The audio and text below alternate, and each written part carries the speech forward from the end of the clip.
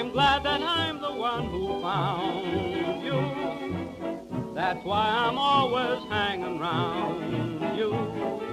Do I love you? Oh my, do I? Honey, honey, deed I do.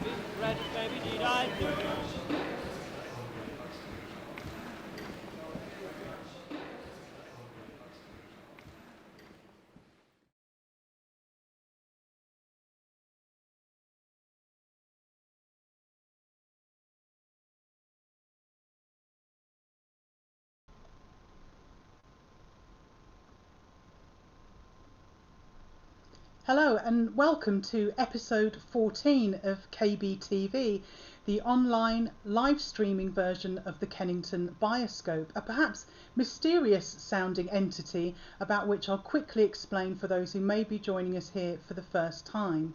We're an assortment of silent film enthusiasts, musicians, collectors and historians who, before the great in-venue eventus interruptus took place earlier on last year, had been merrily going along, mounting regular shows and annual weekend festivals of silent film with live accompaniment at our home, the Cinema Museum in London, a building once part of the Lambeth Workhouse located in Kennington, a place which Chaplin had entered and known as a child. But instead of that, tonight we're streaming to you around the world, live from London, and jolly grateful we are too to be able to do that for you. And again, grateful and also delighted that you have shown that appreciation on your side so sweetly by voting for us in the Silent London poll as the best online silent film screening series of 2020. Many thanks from all of the team here for that accolade. Our home, the Cinema Museum, was also voted Best Silent Film Venue for last year, which just goes to show how wistful many of us are for that particular place. And I have to say a big thank you personally for your votes and kind comments, which helped place me in joint runner-up position with the brilliant Ben Modell behind the awesome silent film hero of 2020, Jay Weisberg, director of the Giornate del Cinema Muto, aka the Pordenone Silent Film Festival. And congratulations to him and all other winners and honourable mentions, and indeed also to those not mentioned but who contributed to our shows and other events, screenings, streamings and shows, discussions, writing, blogging and otherwise, which has kept the fabulous art, wonder and continuing exhibition of silent film afloat during this time, and aided audiences at home to be buoyed by the sense of community which is so precious to us in our beloved niche within a niche of, call it what you will, either cinephilia or simply film fandom, be it for the pure pleasure of the thing or for the pursuit of scholarly advancement and discovery. So thank you for sticking with and supporting us as you watched us learn on the hoof how to make this happen. And for those who have joined us only latterly, don't forget our entire library of live streamed episodes is available for you to explore right here on our YouTube channel for free. And if you like what you both hear and see, please consider buying us a coffee on our coffee donation page, the link for which you'll find in the drop box below. Any donations for which will be most gratefully received and channeled towards our future live event programming once we can safely recommence. Also, speaking of the YouTube page, please make your presence felt, if you so wish, amongst the people from all over the globe who populate our live chat box as this episode goes out. You'll find Todd there manning the chat, so please say hello to each other if you feel like it. We're also on Twitter and Instagram too, if you're happy to comment there or even post your snapshots of the show as you watch live or from when you catch up with the show at a time that suits you. And those images of the bioscope as seen in the wild, so to speak, really are a very heartwarming thing to see, I can assure you. And I very much hope that this fresh episode in the first month of 2021 finds you all well and safe, and dare I venture, some of you even recently vaccinated, and we're really happy indeed to see you here once again. We are of course consistently carried along in our endeavours by the generosity of both the musicians with their time and talents and the archives who kindly supply us gratis with treasures from their troves. And tonight we have the USA's Library of Congress to thank for the use of their 3 films selected for this broadcast. And being our first show of the new year, it's interesting to note that the first film in our programme was made entirely with the turn of the new year in mind and released on the 30th of December 1909. The day after was produced by the Biograph Studios in New York and directed by D.W. Griffith. Its writer was a 17-year-old Mary Pickford, working here at the end of her first year in films, one in which she appeared in 52 short subjects, having written 2 other scenarios by this point in which she'd acted, although she does not actually appear in this particular one, but is very much present, of course, as the author of the affair. On a theme prefiguring Tammy Wynette's famous cry and song of DIVORCE by some 60 years, The Day After deals with what Moving Picture World magazine spells out in its contemporary review as a tale of REMORSE, remorse, for it's an over-familiarity with the punch bowl which takes its effect on a New Year's Eve party's host couple, Mr. and Mrs. Hilton, played by Arthur V. Johnson and Marion Leonard. Arthur acted in well over 300 films, starting with Edison in 1905, then Biograph, and ending with Lubin in 1915, at which point this relentless pace of work took its toll, leading him to suffer a breakdown, a weakening in his health meaning that he succumbed fatally to tuberculosis in January 1916, passing at the age of just 39. Marion Leonard was one of Biograph's first leading ladies, a Biograph girl, and as such an early movie celebrity. She met and married Biograph writer and director Stanna Evie Taylor, who wrote the film In Old California in 1910, in which Marion starred, directed by Griffith, most notable as the first film made in the location of the little village of Hollywood, which D.W. had scouted out as a suitable spot for shooting on his trips to California. In 2004, a monument to this effect was erected to commemorate this piece of movie history and the film shown to a festival crowd. Marion made over 200 films up to 1915 when her film career ended, but she ventured in front of the camera one more time at the request of her old Biograph stablemate Mack Sennett for a comedy in 1926. And Mack does appear here in this film as one of the revellers in The Day After, as does Blanche Sweet, Austrian producer-director Henry Pathé-Lehrman, Henry B. Walthall, another actor with 300 plus credits to his name, and also, if you look carefully, you may spot Jeannie McPherson, actress and writer and celebrated mainstay of the Cecil B. DeMille production encampment for some 24 years, responsible for writing such scenarios as The Cheat and Joan the Woman. Colin Sell will make merry here with his accompaniment for The Day After, the sight of which may serve as further cautionary inspiration, if needed, for those undergoing a dry January. But our next film definitely leans more towards those leaning towards a wet January, for better or worse, with avant-garde water-based documentary H2O from 1929, produced by Ralph Steiner, influential photographer and filmmaker. Steiner was a chemistry student who became fascinated with photography, joining a company in Manhattan making photogravure plates, such as those for Nanook of the North in 1922. Becoming a photographer himself for advertising and magazine publications, in the late 20s he joined the socially minded Workers' Film and Photo League, his style and assistance having a marked impact on the work of Walker Evans, noted photojournalist who documented families of the Great Depression in the 30s. Steiner's first film, H2O, although not completely unique as an abstract subject, was still groundbreaking for the time, impacting on avant-garde filmmakers to follow, and its importance was recognised when it was entered into the National Film Registry in 2005. Lillian Henley will mesmerise us with her accompaniment as her fingers flow over the H2O.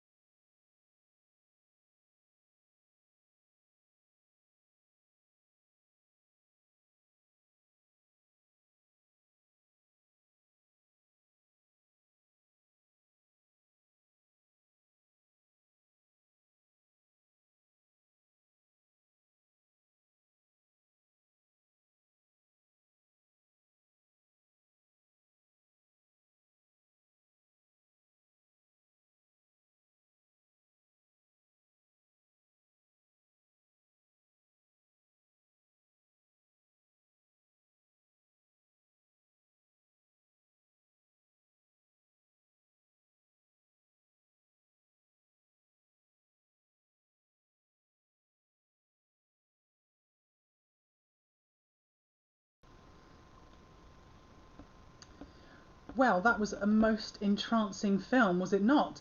Quite hypnotic and relaxing, with that combination of the rippling of water and Lillian's beautifully undulating piano playing. And thank you to Colin Sell for leading us so merrily through that particular New York New Year's Eve from the tail end of 1909. Our third archive film, Daring Deeds from 1927, which also comes by kind courtesy of the holdings of the Library of Congress, is a feature film preserved for our forever enjoyment from the collection of Mr. John C. Marsalis, a most interesting figure in himself. The New York Times describes him as prominent toxicologist by day, respected film collector and scholar by night. But even more than that, he's also an accomplished silent film accompanist and an expert on Lon Chaney, but most recently celebrated for his discovery of what Leonard Maltin described as a holy grail of comedy, that long longed for second reel of Laurel and Hardy's The Battle of the Century, the restoration of which enshrined the boys for all eternity as the Lords of the Pies. And closer to home, the world news of its rediscovery by Marsalis having been broken by our own Raven Maven Pamela Hutchinson of Silent London fame, whose nose for a story was also noted by no less than the aforementioned New York Times. But to return from noble deeds to daring deeds, this is not a high-profile feature film, but a diverting programmer that came and went with little fanfare, but provided some fun, laughs and thrills for the enjoyment of regular filmgoers of the late 1920s. Daring Deeds was made under the banner of Duke Horn Productions. Philadelphian Howard Beasley Warren Jr., otherwise known as Duke, being its director, responsible for 15 films with his own production company and more besides, making a series of pictures here for Ray Art, starring Billy Sullivan, our hero of the picture. Massachusetts-born Billy was a minor lead actor for Universal two-reelers in westerns and action pictures through the mid-1920s, and his career, once talkies came in, was relegated to uncredited bit parts until he called it a day in the mid-30s. Our heroine is played by Wisconsinite Molly Malone, born Violet Isabel Malone in 1888, a relative latecomer to pictures in 1917, for a woman at any rate, at the age of 29. She also starred in westerns, drama and a little comedy. In fact, her next picture after this, a short comedy opposite Andy Clyde, rather intrigues me, as it has the amusing title of Fresh and a Devil. Of course, parodying that of the famous Garbo Gilbert picture of the previous year, The Eternal Flesh and the Devil. Molly closed out her picture career in 1929, seemingly another casualty of the talkies. One of the other players in Daring Deeds, Thomas Lingham, we've seen a couple of times previously in KB TV shows in 2 episodes of The Girl Detective, held by the Eye Film Museum, most memorably as the classic mustachioed baddie Marmaduke in The Mystery of the Tea Dansant, opposite heroine Ruth Rowland. But Daring Deeds really comes into its own with its theme of aviation, with some super shots of aerial activity. I turned to filmmaker, editor, teacher and film collector Chris Bird, who has also collaborated with Kevin Brownlow over the years, for his insights into the film.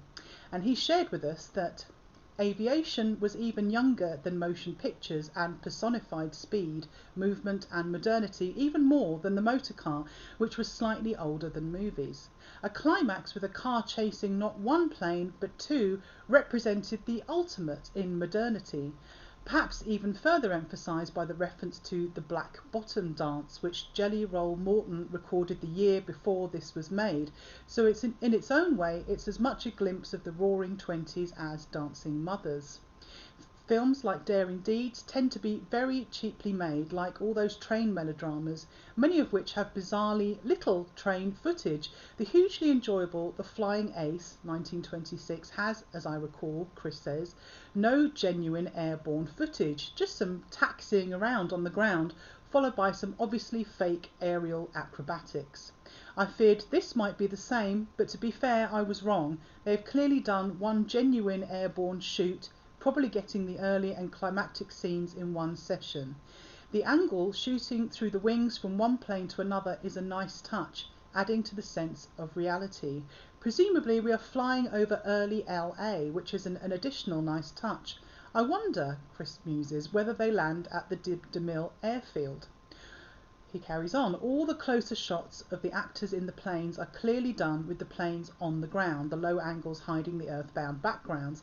But despite this, they've done it well, with the planes being gently rocked and a wind machine blowing at the actors whose hair can be seen to be blowing about.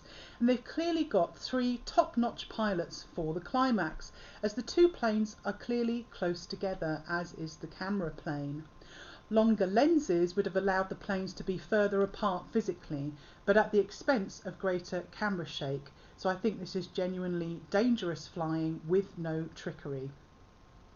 The film has 2 fight scenes which are very noticeably undercranked to modern eyes, but which must have seemed acceptable to contemporary audiences. An interesting example of the greater freedom of silent movies before sound enforced a more realistic sense of speed. Chris finishes by saying that the cinematographer also shot the excellent The Beloved Brute, which I think Kevin ran at one of his Vitagraph evenings. And thank you very much to Chris for viewing this and giving us his technical and aesthetic thoughts on the film. As can be the case with films from so long ago, there is a little jump in the film about 20 minutes in due to lost footage, but that shouldn't affect your enjoyment of the film.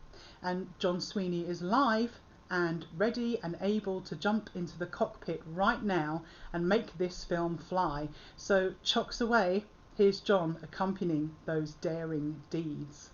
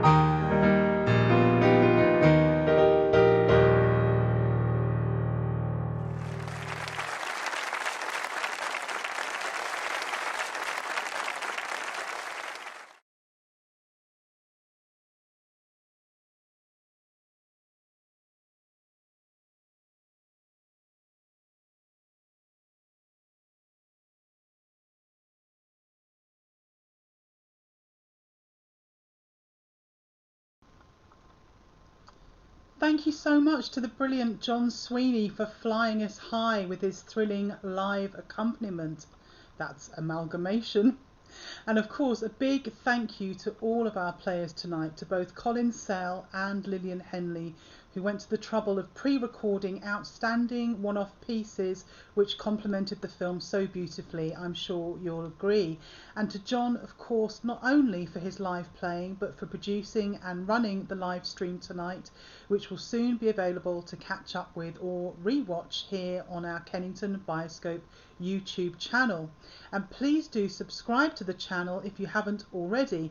It's free to do so, and we're nearing 900 subscribers now, and it'd be terrific to reach and even surpass that soon and get to 1,000. Also, you can subscribe to our mailing list at kenningtonbioscope.com to keep up with news of our next live stream or any other extremely important news we need to share with you. And you can find the link on our Twitter page or just do a Google search for us. If you love the show, please pass the word on about it to friends and family, as it really does provide some relief from events outside, as one viewer in the US has commented tonight live in the chat box. Kennington Bioscope makes pandemic less terrible. And thank you for that and all of your kind words about us and what we do.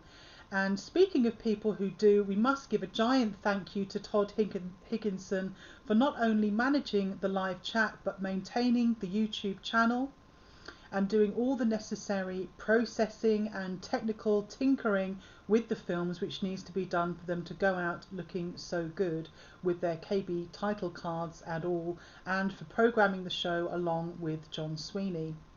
Thanks to all the Bioscope team and to the volunteers at the Cinema Museum. Do remember to sign their petition and keep up to date with news from them on their website and social media, and donate to them if you can. And also, if you feel so inclined and you've enjoyed this show and others we've produced, please stand us a coffee on our Kennington Bioscope coffee page. But above all else, keep yourselves safe and well. Many thanks again to the Library of Congress for the use of their holdings, and it's good night from me, Michelle Facey, and we hope to see you again very soon. Thanks for watching. Goodbye. Bye.